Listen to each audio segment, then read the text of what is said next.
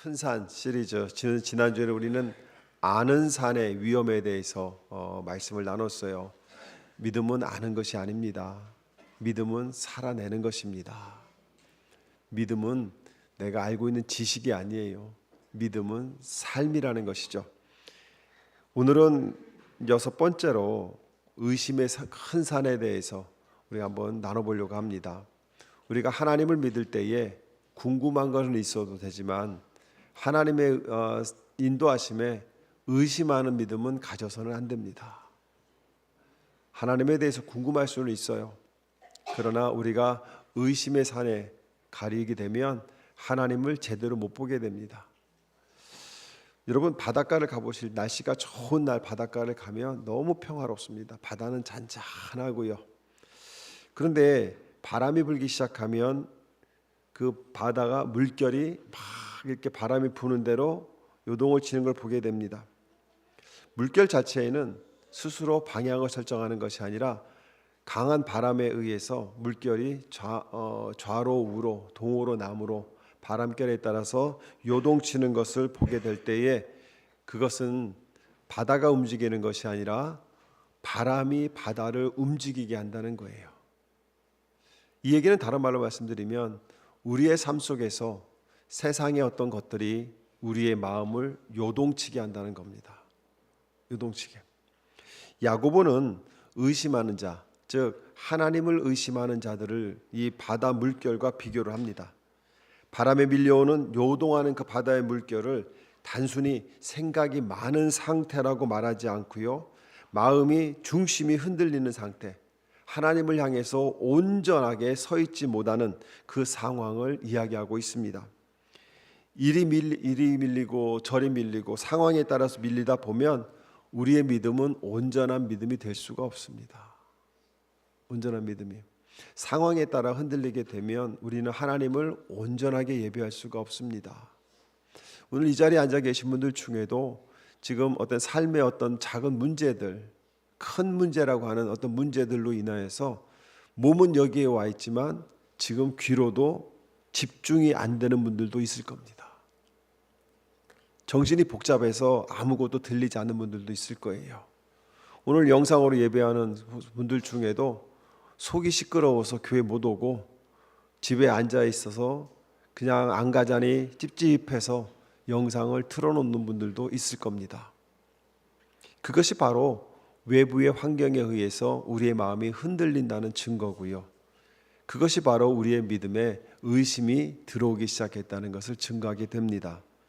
사랑하는 성도 여러분, 우리가 지난주에 아는 믿음에서 우리가 회복해야 될 믿음은 엘베델의 믿음, 하나님 중심의 삶, 하나님 앞에 예배하는 삶이 정말 중요하다고 말씀을 드렸어요. 오늘은 이 의심의 산이 우리 신앙생활 속에서 얼마나 무서운지를 한번 찾아가려고 합니다. 의심의 산의 첫 번째는요, 하나님이 정말 나를 돌아보고 계시는가? 이런 생각이 들 때가 있습니다. 왜 그럴까요? 우리가 어떤 문제로 인해서 열심히 기도를 합니다. 하나님, 이것이 해결되기를 원합니다. 하나님, 이 문제가 해결되기를 원합니다. 곧 해결될 것 같고 곧 될 것 같은데 처음에는 믿습니다. 하나님 해결해 주실 수 믿습니다. 그런데 시간이 일주일이 가고 2주가 가고 한 달이 가고 2달이 가기 시작하면 우리 마음속에 어떤 생각이 드냐면 하나님이 정말 나를 사랑하시는가? 기도해도 기도가 응답이 되는 건가? 이런 생각을 갖게 돼요. 의심이라는 것은 처음에는 하나님과 우리의 관계를 의심하기 시작합니다. 그런데요, 죄는 언제나 죄를 낳습니다. 의심이, 하나님에 대한 의심은 어디로 퍼지기 시작하냐면 사람들의 관계로 퍼져갑니다. 제일 먼저 퍼져가는 데가 가정이죠. 그리고 두 번째로 퍼져가는 데가 교회입니다. 그리고 이웃과 관계 속으로 퍼져갑니다. 그래서 사람들을 바라볼 때에 저 사람을 믿어도 될까? 저 사람이 지금 나를 사랑하나? 저 사람이 나를 지금 무시하는 거 아닌가? 이런 의심들이 쌓이면서 인간관계에 흠집이 가기 시작합니다. 그런데 거기서 멈추는 게 아니에요. 결국은 어디로 오냐면 나에게로 옵니다. 나에게로. 내가 믿음이 없어서 그래. 여기서 시작했다가 아유, 나 같은 사람이 뭐 아유 내가 뭘, 아유 내가 이렇게 하는 것이 뭘, 이러면서 스스로를 의심하게 만들어요. 결국은 의심이라는 것을 마귀가 하나 턱 던져줄 때에 하나님과 나와의 관계를 의심하게 만들고 사람과 사람의 사이를 의심하게 만들고 결국은 스스로를 의심하게 만듭니다. 그래서 스스로를 비참하게 만들어가는 거예요. 오늘 아침에 교회로 오는데, 새벽에 교회로 오는데 짧은 어떤 뉴스를 봤어요. 미국의 유명한 여자분인 셰프예요. 백인인데 머리가 이렇게 하는데 이름을 내가 기억을 못해. 코로나 후유증이라 그래. 이름을 기억을 못해요. 근데 55세라고 얘기합니다. 근데 인기도 많아요. 굉장히 인기도 많고 TV에서 볼 때는 굉장히 열정적이고 긍정적인 사람이었어요. 그런데 어제 그 남편이 거실에 있는데 화장실에서 약을 다량으로 먹고 자살을 했다고 합니다. 자살을. 남들이 볼 때는 전혀 부족함이 없는 사람이에요. 인기도 있어요. 그리고 능력도 있고요. 사회적인 어떤 긍정적인 영향을 또 끼칩니다. 그런데 그 사람이 써놓은 일기장을 보니까 외로웠다고 얘기합니다. 그러니까 이 사람은 이중적인 생활을 한 거예요. 자기가 혼자 있을 때 자기와 다른 사람 앞에 섰을 때 자기, 이 두 가지의 마음과 생각을 가지고 살았던 사람이에요. 밖에 나가서는 긍정적인 사람이고 사람들에게 긍정적인 영향을 끼치지만 자기 혼자 있을 때는 하염없이 외로운 사람이고 남편이 지금 문 밖에 있는데도 자기는 외롭다고 생각을 하고 끝내는 죽음으로 자기의 인생을 끝내버렸습니다. 저는 그 뉴스를 보면서 그런 생각이 들었어요. 저 여인은 어디에서 시작이 되었을까? 저 자살이 대체 어디에서 시작이 되었을까? 저는 그것이 의심이라는 단어에서 시작이 됐을 거라고 생각을 합니다. 이 인기가 꺾이면 어떡하지? 사람들이 나를 내 본 모습을 보면 어떡하지? 정말 저 사람들이 나를 사랑해서 그러는 건가? 이런 의심이, 작은 의심이 결국은 스스로의 마음속에 있는 어떠한 것들을 바라보게 만들고 슬프게 만들고 낙심하게 만들어서 스스로는 스스로 목숨을 끊는 이런 일들을 저지르게 된다는 것이죠. 사랑하는 성도 여러분, 의심의 산은요 내 노력으로 무너뜨리는 것이 아니라 후히 주시고 꾸짖지 아니하시는 하나님, 그 앞에서 갈라진 마음으로 그대로 약한 모습 그대로 하나님 앞에 나아갈 때에 그리스도의 십자가의 신실하심이 우리의 마음의 상처를 봉합하시고 우리 앞에 있는 의심의 산들을 평지로 만들어준다는 것이 오늘 설교의 결론입니다. 우리는요 의심은 내 마음에 여러 가지 복잡한 생각들이라고 생각하지만 야고보는요 의심하는 사람들을 뭐라고 얘기하냐면 바람에 밀려 요동하는 바닷 물결 같다고 얘기합니다. 방향이 바람에 의해서 바다를 움직이는 거예요. 세상의 환경들로 인하여서 우리의 마음이 움직이는 겁니다. 그러다 보니까 내 마음이 움직이다 보니까 결국은 내 마음의 방향키를 내가 잡으려고 합니다. 우리의 인생의 방향키는 누가 잡아야 돼요? 하나님이 잡으셔야 됩니다. 성령 하나님이 잡으셔야 됩니다. 우리 교회의 방향키는 누가 잡아야 돼요? 하나님이 잡으셔야 됩니다. 그런데 교회가 위기가 생기고 내 마음속에 의심이 생기고 가정에 의심이 생기기 시작하면 내가 모든 것을 주도하려고 하죠. 근데 아무리 주도하려고 해도 문제가 점점 커지다 보면 이제는 하나님을 신뢰하던 마음이 꺾어지기 시작합니다. 하나님을 붙들고 싶고 동시에 내가 내 삶을 컨트롤해야 된다는 이런 생각들이 나를 붙잡기 시작할 때 우리는요 하나님 앞에 기도하면서도 마음 한쪽에는 그래도 내가 뭔가를 해야 되지 않을까? 이런 생각이 스물스물 우리 안으로 들어올 때에 우리의 인생은 요동치게 되어 있다는 겁니다. 여러분, 지금 여러분들이 마음속에 마음에 부담이 되는 어떠한 일들이 여러분들의 한숨을 끌어내고 걱정을 끌어낸다고 한다면 여러분들이 결단하셔야 되는 것은 그 환경 속에 나를 바라보는 것이 아니라 그 환경과 나 위에 계시는 하나님을 바라보는 믿음을 회복하셔야 돼요. 지금 삶이 힘든 것은 팩트입니다. 팩트를 우리가 연구할 것이 아니에요. 우리가 팩트만 바라보게 되면 상처를 받는 것은 납니다. 내가 어떻게 할 수가 없는 거예요. 내가 능력이 없는 것도 아니고 내가 실력이 없는 것도 아닌데 기회가 주어지지 않는다. 이것이 그 기회가 나를 죽일 수가 있다는 겁니다. 그럴 때 우리가 봐야 될 것은 하나님이에요. 내가 너를 사랑한다. 내가 너를 사랑한다. 내가 너를 사랑한다고 고백하시는 그 하나님의 사랑을 붙잡아야 된다는 겁니다. 야고보서 1장 8절에 보게 되면 보세요. 1장 8절. 그는 두 마음을 품은 사람이라고 얘기를 해요. 의심하는 자는 두 마음을 품었다고 얘기합니다. 문자적으로는 두 영혼의 사람이라는 거예요. 우리 안에 두 마음이 있는, 두 영혼이 있다고 얘기하죠. 그런데요, 이 히브리어 단어 디프시코스라는 이 단어는 야고보서에서만 딱 한 번 등장하는 단어입니다. 정말 두 마음이라는 것, 우리는 내 마음이라고 생각하지만 사실은 내 마음을 내가 앞세우기 시작하면 하나님이 주신 마음은 한촌으로 밀려나게 돼 있다는 거예요. 6절에도 보세요. 6절에도 조금 더 의심하지 말라 얘기합니다. 이 의심이라는 단어도 마찬가지예요. 이것도 분리하다, 나눈다는 뜻이에요. 마음이 둘로 나눠져 있는 겁니다. 그러니까 의심은 둘로 나누는 거고요. 의심하는 사람은 그것으로 인해서 두 마음을 가진 자가 의심하는 자라는 겁니다. 여러분, 그런데 하나님을 향한 마음과 세상을 향한 마음 사이에서 우리는 갈등하고 있다는 것이고, 그것을 해결하지 않으면 그 갈등은 점점 커진다는 겁니다. 자, 두 마음이 있다고 한다면 50대 50으로 우리는 바라봐요. 그죠? 성령 하나님과 내 마음, 이 두 마음이에요. 그럼 여러분 생각해 보세요. 60대 40은요? 두 마음이에요? 한 마음이에요? 80대 20은? 그러면 90대 10은? 99대 1은? 99대 1도 두 마음입니다. 두 마음이에요. 99.9대 0.01도 두 마음이라는 거예요. 이거 심각한 문제입니다. 내 안에 0.01이라도 내 마음이 있을 때, 내 생각이 내 모든 삶을 주도권을 잡으려고 할 때, 내가 내 인생의 주도권을 잡으려고 할 때, 하나님은 그것을 뭐라고 했냐면 두 마음을 품은 자다 얘기합니다.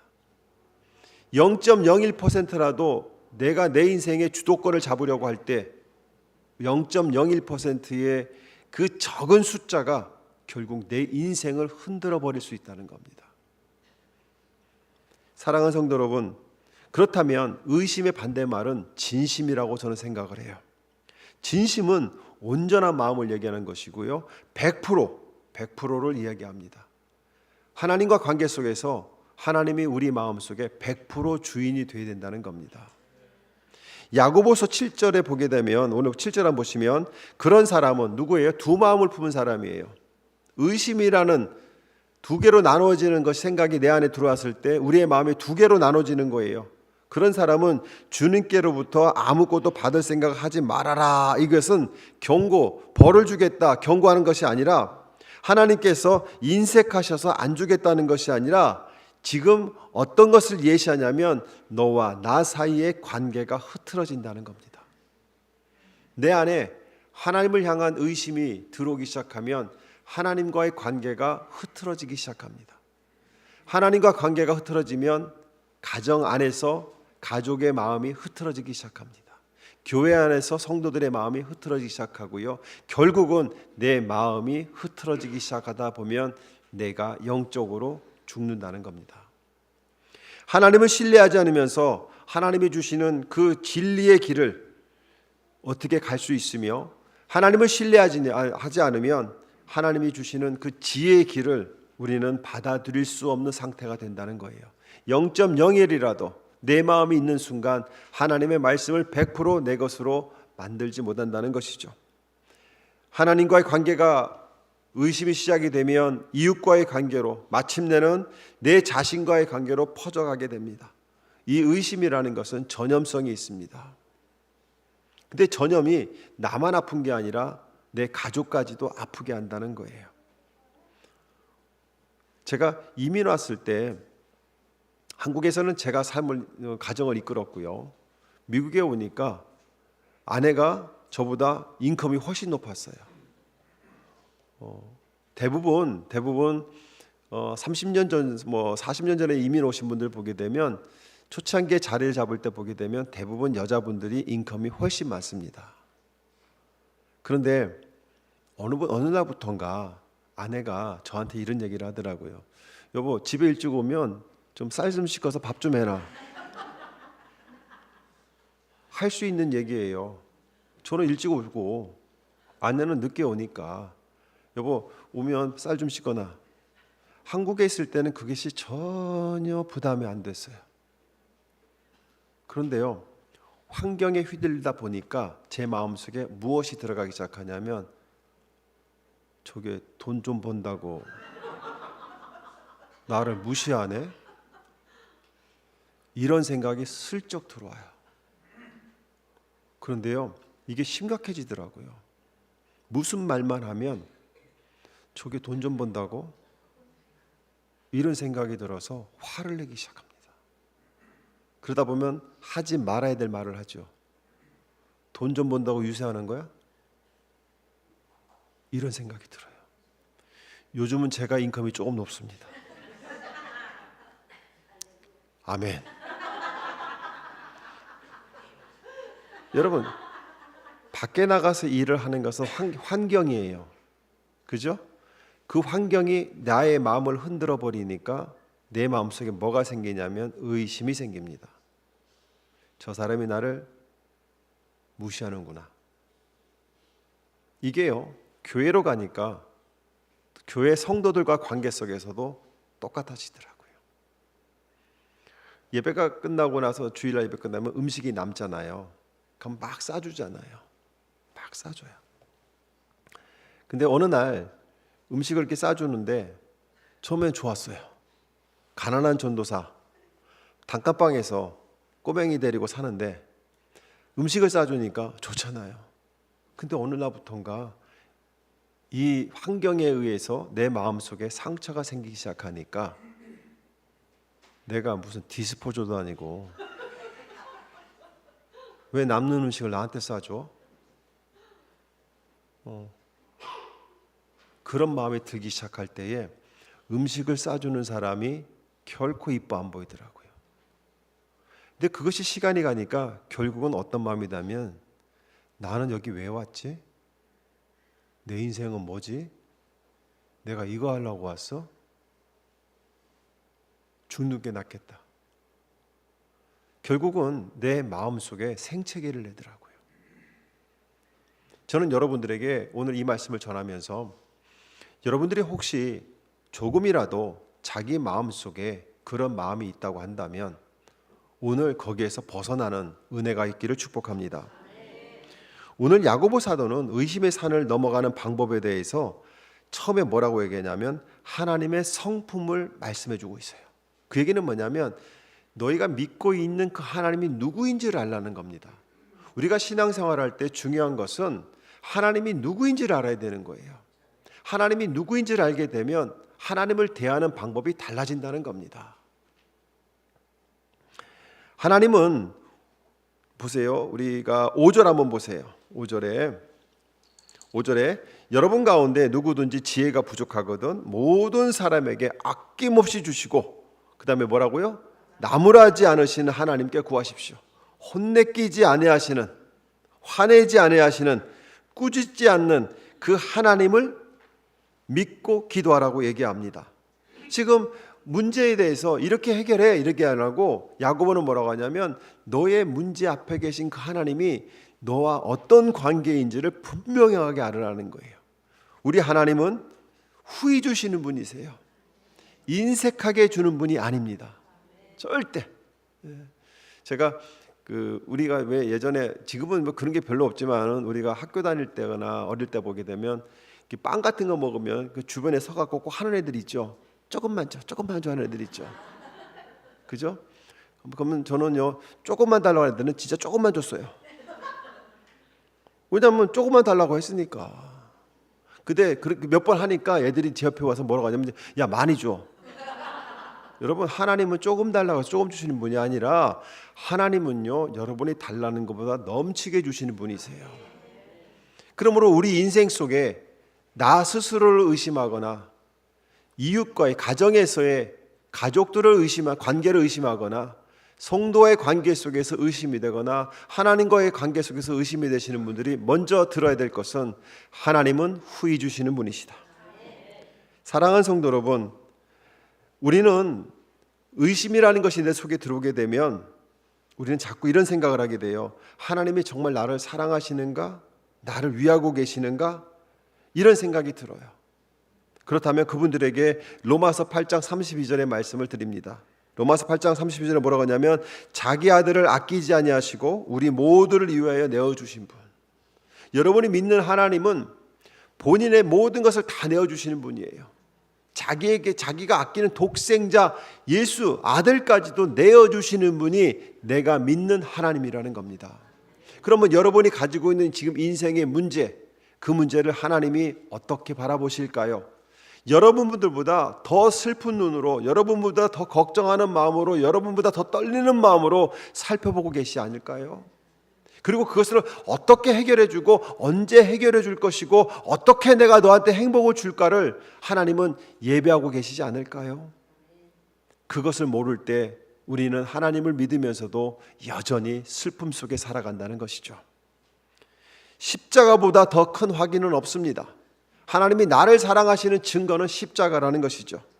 하나님이 나를 위해서 사시는가? 하나님은 이미 아들을 내어주심으로 우리에게 답을 주고 시작하셨어요. 의심의 산 앞에서 우리가 할 일은 의심을 숨기거나 억누르는 것이 아니라 그 의심을 가지고 하나님 앞에 나가는 거예요. 하나님, 내가 하나님 앞에 왔습니다. 내가 자꾸 이런 마음이 듭니다. 하나님, 나를 잊으신 거 아닙니까? 하고 우리가 기도할 때에 하나님은 그 의심의 산을 넘어갈 수 있도록 주시는 거예요. 십자가를 기억해라. 여러분, 의심의 산을 방치하시면 안 됩니다. 왜냐하면 하나님의 성품을 의심하기 시작할 때 하나님과 나 사이에 먼지들이 끼어들기 시작합니다. 작은 모래들이 모이기 시작합니다. 근데 이것이 모이면서 딱딱하게 굳고 그 위에 또 쌓이고 쌓이다 보면 하나님과 나 사이에 거대한 산이 생기기 시작한다는 것이죠. 작은 의심 하나가 거대한 산을 만들어 버린다는 겁니다. 예로 사단이 하와를 유혹할 때에 첫 번째 던졌던 질문이 무엇입니까? 하나님이 참으로 너희에게 동산 모든 열매를 다 먹지 말라고 하셨느냐 하는 질문이었습니다. 이 질문의 핵심은 나무가 아니에요. 선악과 열매가 아닙니다. 하나님의 말씀을 흔드는 것이고요. 말씀 뒤에 있는 하나님의 성품을 의심케 하는 거예요. 하나님이 정말 너희를 위해서 그렇게 말씀하신 것일까? 혹시 너에게서 좋은 것을, 정말 좋은 것을 안 주려고 하는 것이 아니냐 하고 슬쩍 의심한다는 게, 의심하게 만든 것이 결국은요 하나님의 성품을 의심하는 일로 번져간다는 것입니다. 사랑하는 성도 여러분, 우리가 하나님의 지금 우리 상황 속에서 어려움으로 인해서 하나님이 나를 잊으신 거 아닌가? 하나님이 나에게 지금 왜 나의 힘든 것을 못 알아주시는 것이 아닌가? 하나님은 나에게 관심이 없는가? 이 생각이 들을 때 우리가 가져야 될 것은 하나님의 말씀을 온전히 신뢰하느냐, 아니면 다른 가능성을 열어두고 내가 무엇인가를 해야 되지 않겠는가 하는 이 두 마음이 생기는 것을 철저하게 봉쇄하셔야 됩니다.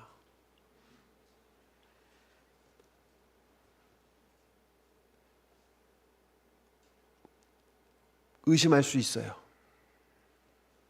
의심할 수 있어요. 의심이 들어올 수 있어요. 이건 막지를 못해요. 들어올 수 있는데 의심이 들어오는 것은 죄가 아닙니다. 그러나 의심 때문에 하나님을 정말 다르게 바라보는 것은 죄가 될 수 있다는 겁니다. 여러분이 기도해도 바로바로 응답이 안 돼요. 바로바로 응답되면 다들 지금 여기 안 앉아 있죠. 그죠? 바로바로 응답이 안 됩니다. 30년을 기도해도 응답 안 되는 게 있어요. 저는 30년이 넘었어요. 저는 거의 지금 45년 가까이, 거의 50년 가까이 기도를 하는데도 응답이 안 되는 게 있어요. 방언을 안 주세요. 방언을. 그래서 몇 번 하나님 앞에, 하나님 목사 정도 됐으면 그래도 대표 기도할 때 통성으로 기도할 때 하고 막 해야 좀 이렇게 멋있어 보이지 않아요? 그랬더니 하나님이 뭐라고 하시냐면, 네가 얘기하는 거 말로 해도 내가 다 알아들어. 그래서 지금도 기도해요. 하나님 좀 남으면 좀 주세요. 근데 안 주세요. 시편 기자도 그런 마음을 가진 적이 있어요. 뭐라고 했냐면, 어느 때까지입니까 여호와여? 어느 때까지 내가 기다려야 됩니까 여호와여? 어느 때까지 이 수모를 참아야 됩니까 여호와여? 하면서 애타게 기도했던 시편 기자들이 있는데, 중요한 것은 질문의 방향이라는 겁니다. 내가 지금 이 질문이 하나님 향해 나가는 질문인가, 아니면 하나님에게서 등을 돌리게 하는 질문인가, 하나님을 신뢰하면서 아파하는 것인가, 아니면 하나님을 의심하면서 돌이키고 있는 건가. 문제가 있지만 그 문제를 가지고 하나님 언제까지입니까? 내 기도가 부족합니까? 내 정성이 부족합니까? 내 믿음이 부족합니까? 그렇다면 더 열심히 기도하겠습니다. 더 열심히 하나님 바라보겠습니다. 더 기대하겠습니다 하는 그 질문을, 방향을 그쪽으로 트는 건가? 아니면 하나님 왜 그래요? 왜 안 되는 거예요? 그러면서 나 자꾸 세상적인 방법을 찾아봐야 될 것 같아요. 그러면서 하나님으로부터 우리의 마음을 돌리고 있는가? 여러분이 지금 기도하는 그 방향은 어느 쪽에 있습니까? 야고보는 6절에서 의심하지 말라 이렇게 얘기하면서 그 답을 주기 전에 5절의 말씀을 주는 거예요. 후히 주시고 꾸짖지 아니하시는 하나님 앞에 구해라. 그러니까 이 얘기는 뭐냐면, 너희가 의심하고 지금 구하지 못하는 이유는 하나님을 신뢰하지 못하기 때문에 그렇다. 지금 조금 어렵다고, 지금 네 생각대로 되지 않는다고, 네가 지금 기도하는 것이 아무리 기도해도 안 되니까 내가 내 방법대로 하겠습니다 하고 기도 자리를 떠나는 이유는 나를 모르기 때문에 그렇다는 거예요.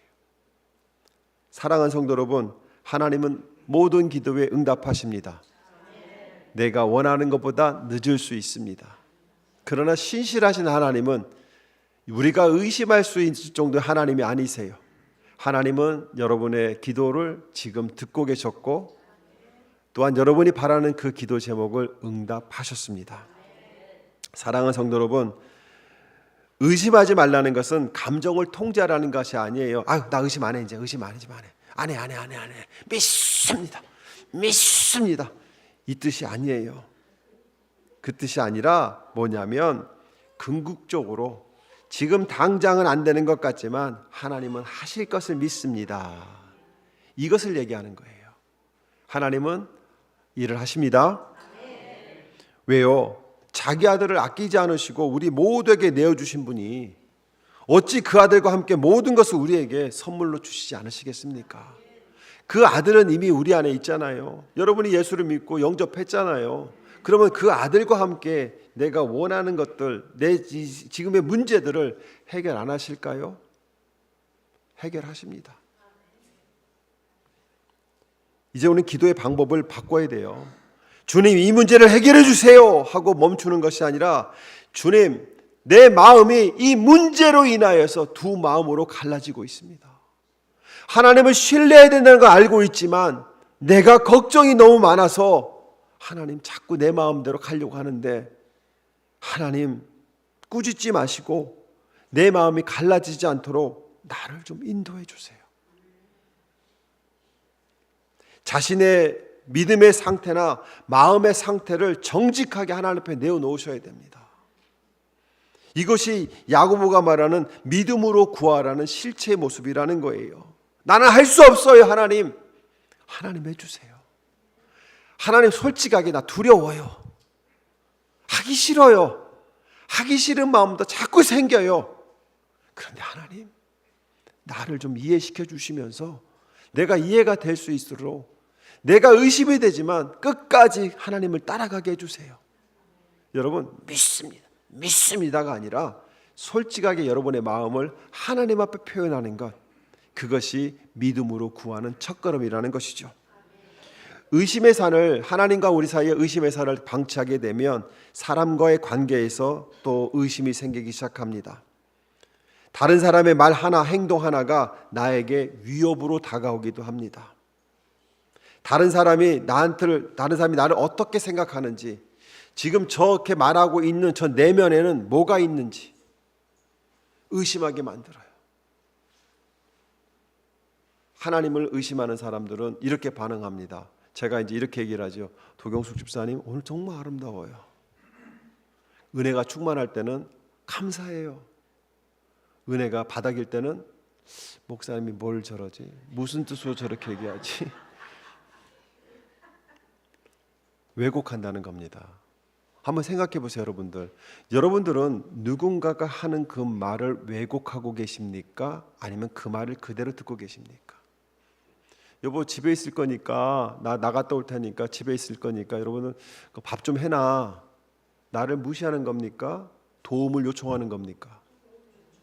그런데요, 내 안에 내 자격지심은요, 그것이 나를 무시하는 거로 들립니다. 그러다 보면 상대의 말을 왜곡하게 되고요, 상대를 의심하기 시작합니다.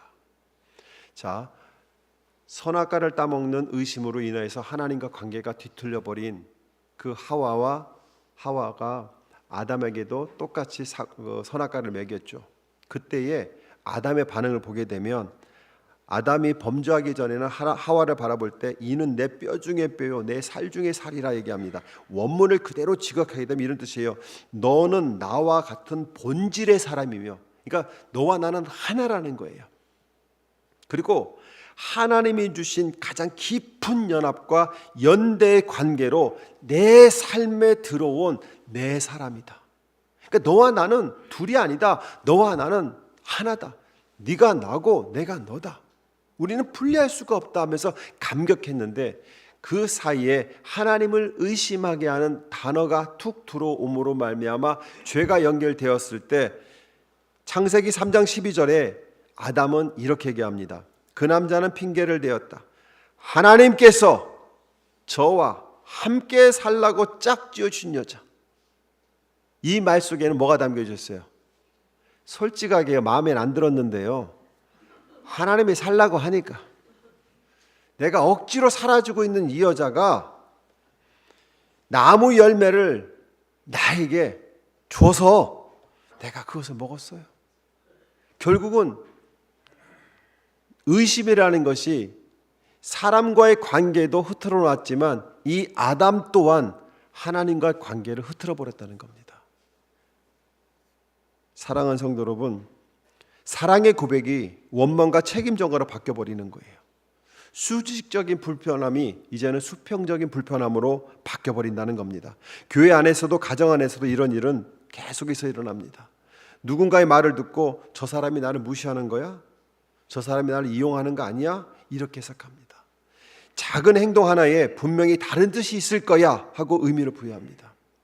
여러분, 우리 아이들에게요, 이 주먹을 이렇게 쥐고요, 여기 사탕을 요 안에 넣고요, 이렇게 주면서 이거 받아 그러면요, 의심 없는 애들은요 이렇게 받으려고 해요. 근데 여러분들은 제가 이렇게 주면 받을 것 같아요? 안 받아요. 뭔데요? 의심하는 거거든요. 순수한 믿음은 의심하지 않습니다. 못 믿는 거예요. 왜 목사님이 안 하던 짓을 하지? 저기다 뭘 넣고 그러는 거지? 혹시 저기에 뭐가 들어있는 거 아니야? 벌레 같은 거 들어있는 거 아니야? 이런 의심 속에서 이거를 탁 하고 내놓지 않습니다. 우리들이 그래요. 여러분, 사랑의 안경을 쓰고 보면 이 땅의 모든 것은 꽃으로 보입니다. 그러나 의심의 안경을 쓰고 보게 되면 이 땅의 모든 것은 잡초로 보인다는 겁니다. 중앙 캠퍼스에 가면 푸른 초원이 있어요. 푸른 초원. 근데 우리 조명희 사모님과 푸른 초원을 바라보면 조명희 사모님 눈에는 다 먹을 거로 보여요. 저건 민들레, 저거는 참나물, 저거는 신선초, 저거는 질경이 뭐 이렇게 다 얘기합니다. 뭐 냉이 다 얘기합니다. 근데 제 눈에는요, 저거는 풀, 저것도 풀, 저것도 풀이에요. 여러분, 내가 어떤 관점으로 바라보냐에 따라서 전혀 다르게 바라보인다는 겁니다. 우리는 여러분, 프랑스어에는 나비와 나방으로 나뉘지 않습니다. 영어권이나 이 아시아권에는 나비라고 얘기를 하고요, 나방이라고 나눕니다. 근데 프랑스에는요, 낮의 나비, 밤의 나비로 나눕니다. 특이한 거 아니에요? 나비와 나방으로 나눌 때는요, 또 좋은 거 나쁜 거로 나눕니다. 내 기준이에요. 그러나 창조주 하나님의 입장에서 바라볼 때는 저거는 밤에 날아다니는 나비, 이거는 낮에 날아다니는 나비로 바라볼 수 있다고 한다면 전혀 다르지 않을까요? 하나님이 나의 마음이 근원이 되시고 내 믿음의 근거가 되실 때 내 마음을 지금 누가 다스리고 있느냐에 따라서 내 앞에 큰 산 앞에서 하나님의 사랑과 은혜로 그것을 평지로 만들 수 있게 된다는 겁니다.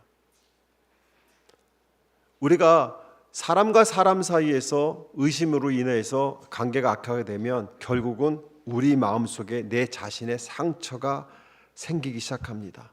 하나님을 의심하다 보면 사람들을 의심하게 되고요, 그러다 보면 내 안에서 내 목소리가 내 안에서 들려옵니다. 네가 뭔데? 너는 개구리야. 너는 안 돼. 너는 존재 가치가 없어. 너는 살 가치가 없어. 이런 생각이 계속해서 우리의 마음을 때리다 보면 결국 우리 마음속에 생기는 것은 상처밖에 없다는 것이죠. 야고보서 1장 8절에서 그는 두 마음을 품은 사람이요 그의 모든 행동에 안정이 없다고 얘기합니다. 이 상태는요, 외적인 결정에 혼란한 뿐만 말하는 것이 아니라 우리의 내적인 정체성까지도 혼란스럽게 만들다 보면 우리의 마음에 큰 병이 생기기 시작하고요, 하나님을 향한 신뢰가 무너지면 내 가치의 근거가 은혜에서 성과로 이동하다 보니 모든 것이 주님의 은혜였습니다 였는데 내가 노력하지 못해서, 내가 참아내지 못해서, 내가 더 열심히 하지 않아서 내 신세가 이렇게 된 거야, 저 사람을 만났기 때문에 내 신세가 이렇게 된 거야 하면서 우리는 나의 신세를 원망하게 된다는 겁니다. 그러다 보면 나는 실패한 사람, 나는 정말 좋은 사람인데 세상이 나를 몰라주고 있는 거야. 그래서 온통 모든 것을 부정적으로 얘기한다는 것이죠. 사랑하는 성도 여러분, 우리는 겸손해야 되는데 겸손은요, 나는 부족하지만 하나님은 충분하시다 고백하는 것이 겸손입니다. 하나님, 나는 할 수 없습니다. 나는 연약합니다. 문제 앞에서 떨 수밖에 없습니다. 걱정거리 잔뜩 가지고 주님 앞에 왔습니다. 지난 4개월을 기도했는데 아직도 응답이 안 되어서 하나님, 내가 하나님의 사랑을 의심하고 올 수밖에 없습니다. 그런데 하나님 앞에 왔습니다. 하나님만이 해결해 줄 수 있는 것을 제가 믿습니다. 여러분, 겸손은 이게 겸손이에요. 겸손은 하나님을 향해서 항상 열려 있는 거예요. 자기의 의심은 자기 안에 갇혀버리게 한다는 것입니다. 나는 안 되라는 목소리가 겸손의 옷을 입는 것 같지만 실제로는 은혜의 근거를 잃어버린 불신앙의 시전이라는 것이죠. 고린도후서 4장 7절을 보게 되면 사도 바울이 이렇게 고백합니다. 한번 찾아보세요. 고린도후서 4장 7절. 4장 7절.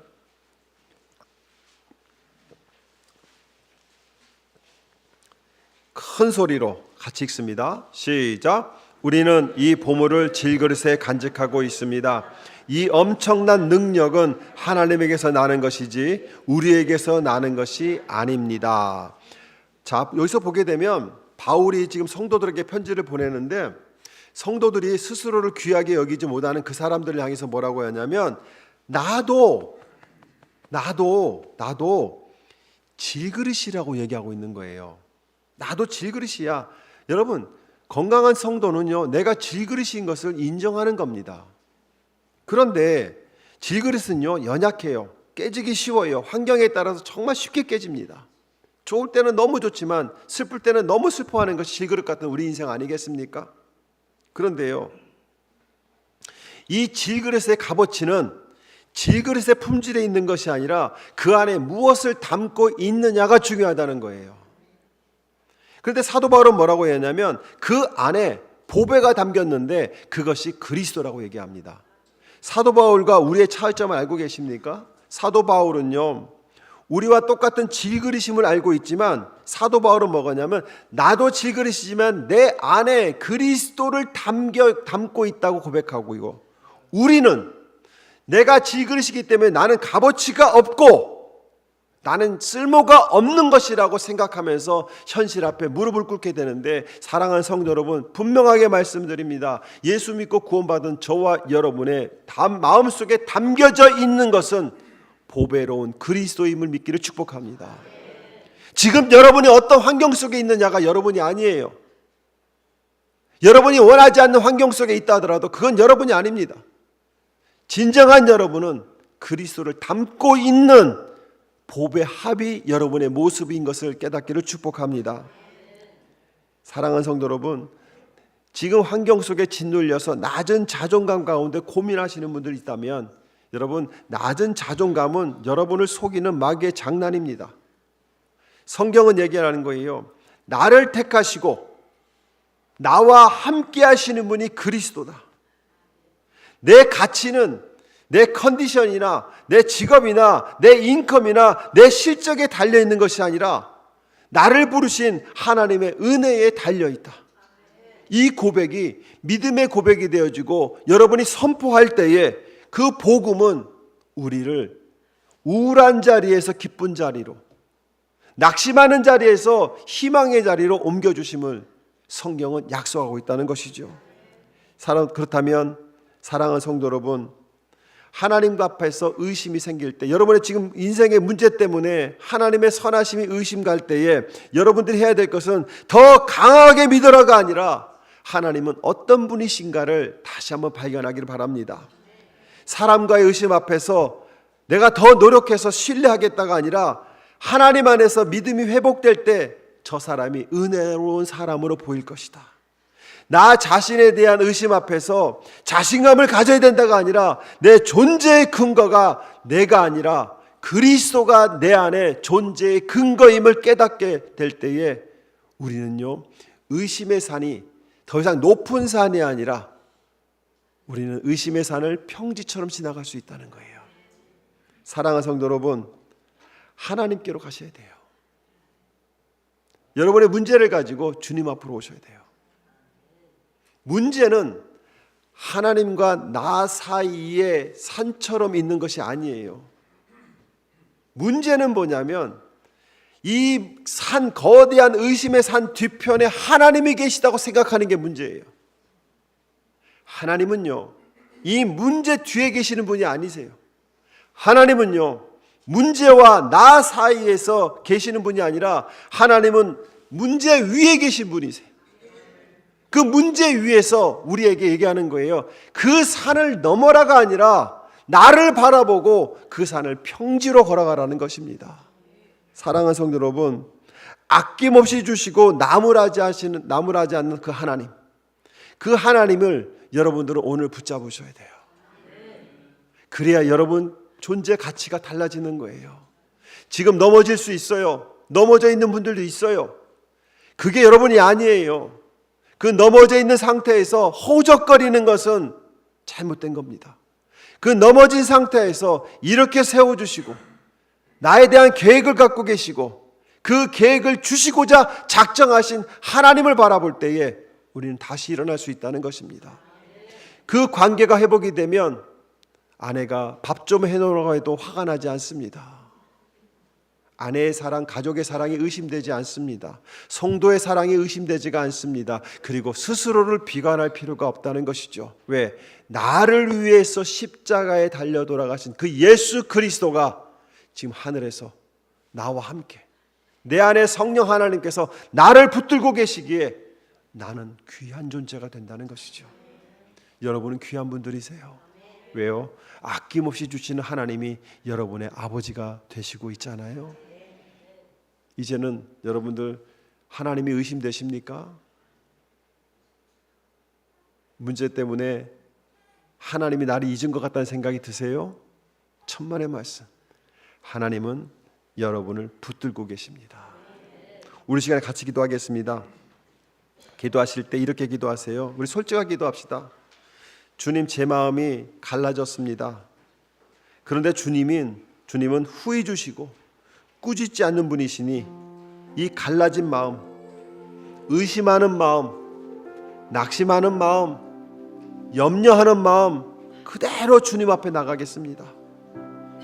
나에게 지혜를 주시고 믿음을 주시어서 주님께로 한 걸음 더 나아가는 믿음을 달라고 우리 솔직하게 우리의 상황을 주님 앞에 드리면서 하나님 앞에 한 걸음 나아가는 믿음을 달라고 간절한 마음으로 함께 기도합니다. 다 같이 기도하겠습니다.